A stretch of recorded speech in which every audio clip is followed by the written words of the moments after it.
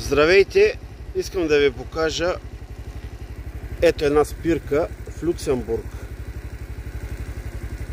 Че не само в Ветрово може да имат в България такива спирки. Ето ги и нивите тук.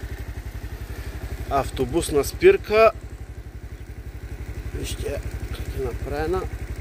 Ето тук от камък. Няма мърдане. Ето. Ей там са.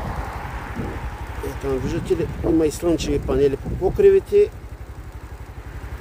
И в Люксембург. Ето. Така, благодаря. Виж каква хубава царевица, житото жена тук. Е така, да видите една представа.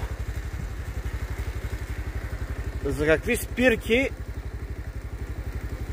има в Люксембург. И там има график, кога идва автобуса. Ето.